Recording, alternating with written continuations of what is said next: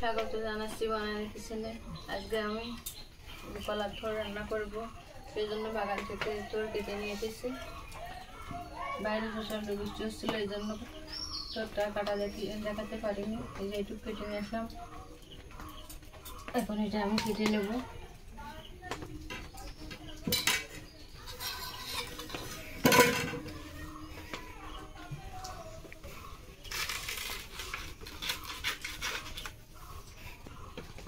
এই যে উপরের এই শালটা আমি তুলে নেব।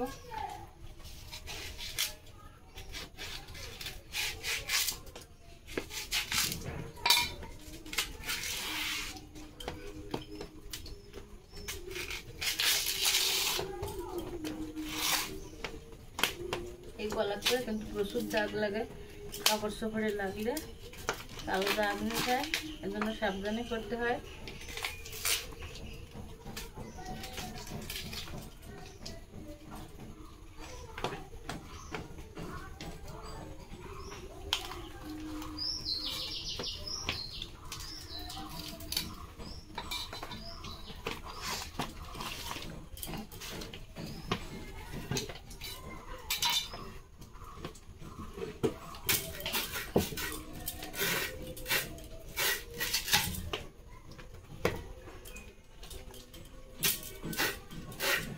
আমি এবার ছোট করে কেটে নেব।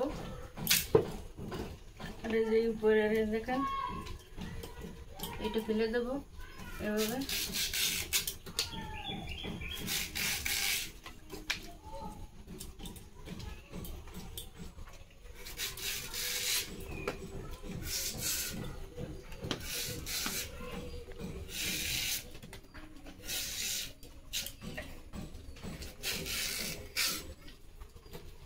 এখন এই গোল গোল করে এভাবে আমি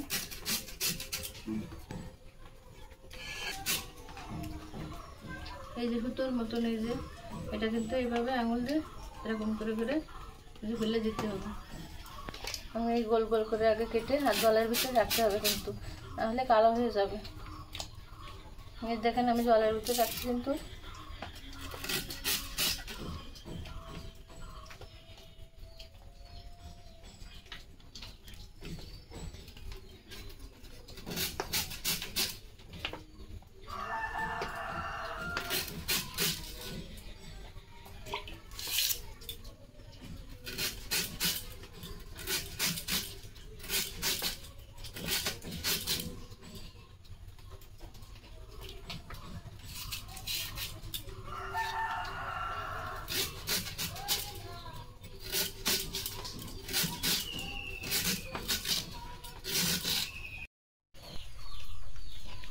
আমি সবগুলো কিন্তু গোল গোল করে কেটে নিয়েছি। কারণ এগুলো এইভাবে ছোট ছোট করে কেটে নেব।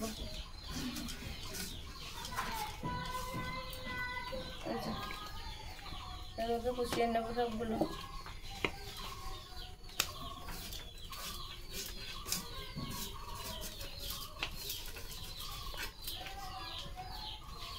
জলটা কিন্তু অনেকটা কালো হয়ে গেছে। কুচিয়ে কুচিয়ে জলের ভিতরে রাখবেন, তা নাহলে কিন্তু কালো হয়ে যাবে।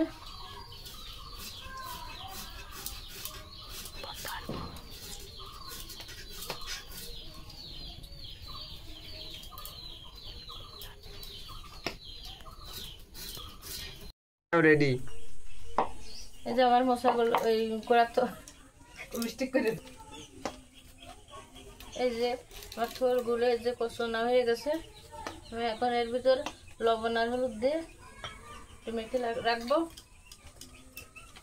লবণ দিয়ে দিলাম, হলুদ দিলাম, দিয়ে এইভাবে মেখে রেখে দেবো। এই লবণ আর হলুদটা দিলে হয় কি, এই যে থোড়ের যে কষটা এটা বেরিয়ে যায়।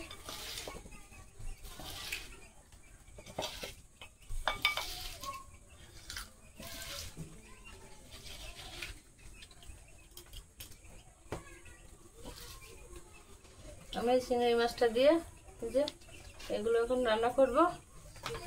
এটা এভাবে মাখা থাক, আমি ছোলা ধরিয়ে দেবো এখন।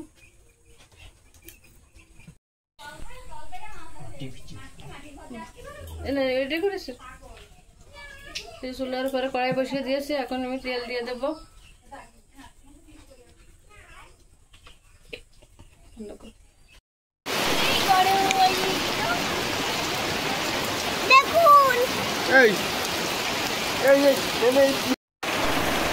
তেল গরম হয়ে গেছে, এখন আমি জিরে দিয়ে দেবো, তেজপাতা দিয়ে দেবো, এবারে যে চিংড়ি মাছগুলো দেবো,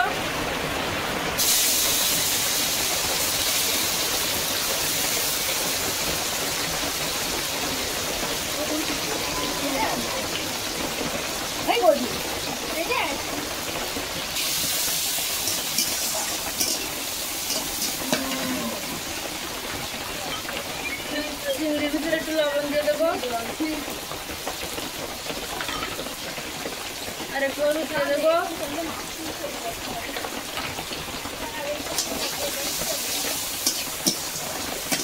যে চিংড়ি মাছগুলো শুকিয়ে নেবো ভালো করে।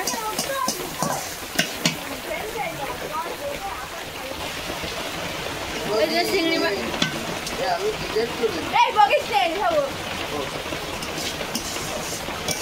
এই যে চিংড়ি মাছগুলো ভালো করে ভাজা হয়ে গেছে। এখন আমি এই যে এই ঝোলগুলো লবণ আর হলুদ দিয়ে ভিজিয়ে রেখেছিলাম, এগুলো দিয়ে দেব। এগুলো আমি আগে 2-3 বার ধুয়েছি, আবারও ফেটকে ধুয়ে নিচ্ছি। এখন এটা আমি দিয়ে দেবো।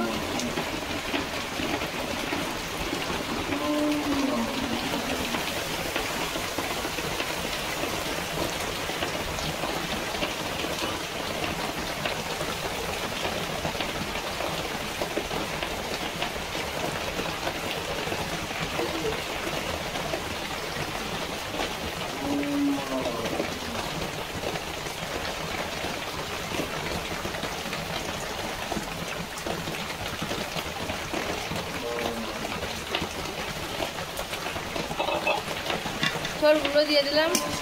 এখন এই চিংড়ি মাছটার সাথে ঝোলগুলো আমি ভালো করে ভেজে নেব।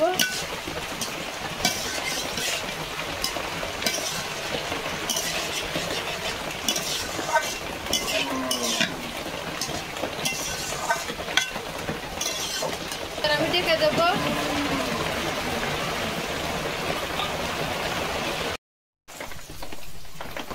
ঢাকনাটা সরিয়ে নিলাম, অনেকটা জল গলেছে, এর ভিতরে কিন্তু জল দেওয়া লাগবে না, এইভাবে ঢেকে ঢেকে রান্না করলে সিদ্ধ হয়ে যাবে। আমি এখন লবণ আর হলুদ দিয়ে দেবো। লবণ আর হলুদ দেওয়া হয়নি, এখন লবণ আর হলুদটা দিয়ে দেবো।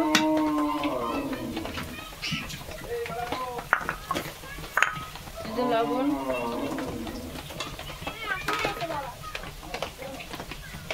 হলুদ দিয়ে নেড়ে ফেড়ে একটু ঢেকে দেবো।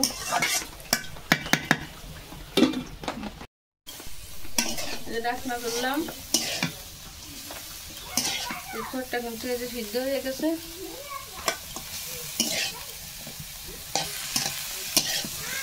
আর একটু রান্না করলে যাবে। এখন আমি এর ভিতর যে কাঁচা জাল দিয়ে দেবো।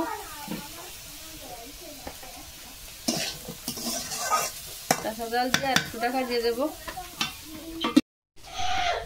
ও আর কাটিস কা তেল দিয়ে দাও না, তা গরুর মতো।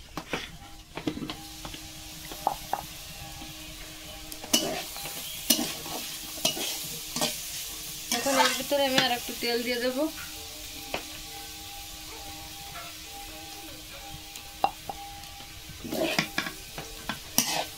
ঠোঁটটা কিন্তু আমার প্রায় হয়ে এসেছে।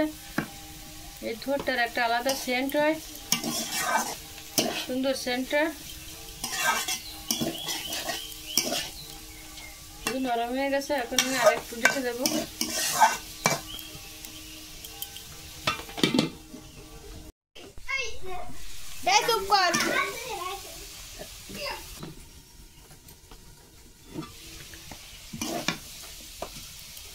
হয়ে গেছে, এখন আমি নামিয়ে নেব। নামানোর আগে একটু ধনে গুঁড়ো দিয়ে দেবো।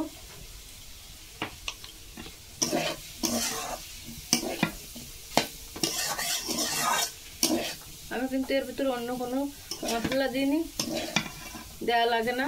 এমনি এভাবে চিংড়ি মাছটা ভাজলে এত সুন্দর লাগে খেতে। এই ঝোলটা আপনারা একদিন বাড়ি বানিয়ে এসে দেখবেন কত সুন্দর হয়। এটা কিন্তু নিরামিষও খাওয়া যায়, যেভাবে রাঁধবেন সেভাবেই ভালো লাগে। আমি এখন এটা নামিয়ে নেব। কথা কইস না কিন্তু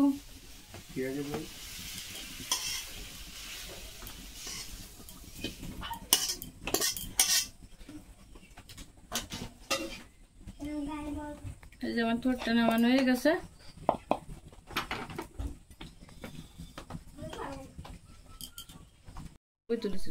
দাঁড়াও, একটা ভালো ভিডিও বানাই দিই। রেসিপি যদি আপনাদের ভালো লেগে থাকে তাহলে আমাকে লাইক কমেন্ট শেয়ার করবেন আর আমার চ্যানেলটিকে সাবস্ক্রাইব করে দেবেন। দেখা হবে নতুন কোনো ভিডিওতে। আপনারা এইভাবে থোড়া চিংড়ি একদিন রান্না করে খেয়ে দেখবেন কত সুন্দর লাগে। আর আমার এই রেসিপি যদি আপনাদের ভালো লেগে থাকে তাহলে আমাকে লাইক কমেন্ট শেয়ার করবেন আর আমার চ্যানেলটিকে সাবস্ক্রাইব করে দেবেন। দেখা হবে পরবর্তী নতুন কোনো ভিডিওতে।